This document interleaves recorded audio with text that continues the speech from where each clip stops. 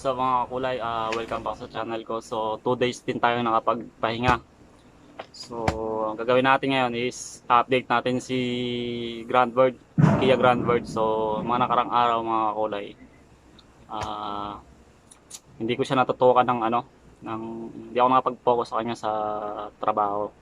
Marami kasi akong niritoking mga tama-tama ng mga sasakyan sa lettering, mga ganun. So ngayon, update na natin siya. So hindi ko na nakuna ng video yung pagpe-prepare sa masilya. Magpa-primer naman tayo ngayon. So yun mga kulay, una natin gagawin, magdidyaryo muna tayo, tapos after nun apply na natin yung primer mga kulay. So yun mga kulay, shoutout muna kay Romjane TV. Yan, shoutout sa'yo. Kay Jomaps TV, kay Lolang OFW Vlogs, MB Uragon Riders, yan, shoutout sa'yo.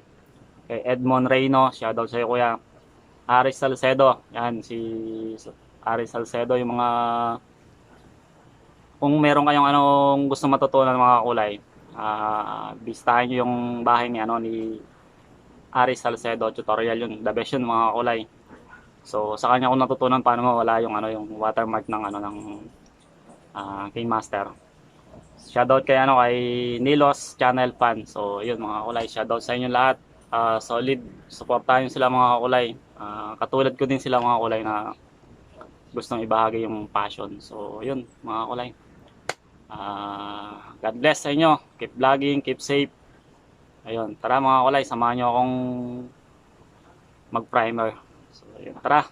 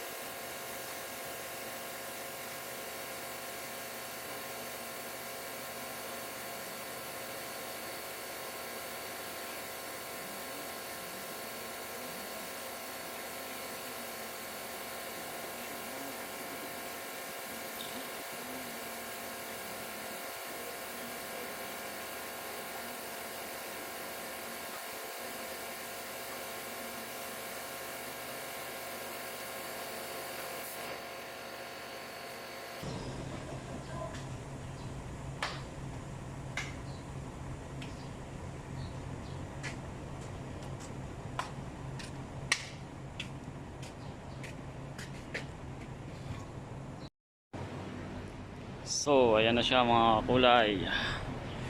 Natapos na nga po namin i-primer. So, next step natin is magre-retoke mga kulay. Yung konti-konting mga tama lang. Siguro, ganito. Yan, yung parang ganyan mga kulay. Re-retoke natin ng konting masilya yan. Tapos, liha. And then, white coating na po tayo. So, yan. Nagmukha na siyang ano mga kaulay. May pupuntahan na. So, yan. Malapit-lapit na siya sa katotohanan. So, yun mga kaulay, abangan na lang yung ano, yung white coating. Yan.